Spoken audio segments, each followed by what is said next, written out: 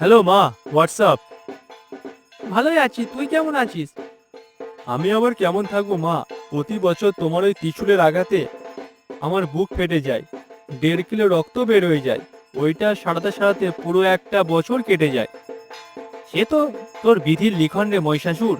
তোর কপালেই লেখা আছে আমার হাতেই তুই আহত হবি।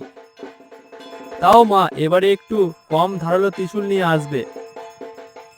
আগে যদি বলে দিতিস তাহলে আমি ভেবে দেখতাম।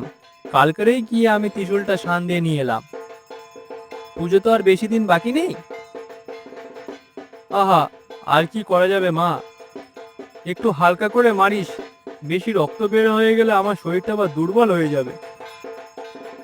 ঠিক আছে, তুই যদি সকাল সকাল এসে দাঁড়াস তবে আমি হালকা করেই মারবো। আচ্ছা মা, তোমার এই সিংহটাকে একটু সরিয়ে বসতে বলো তো। অনেকদিন ধরে আমার বুকের ওপর পা তুলে বসে আছে। কি বলিস রে? আমার জায়গা তোকে বসতে দেবো নাকি? এ আবার কি বলে রে? হা হা হা।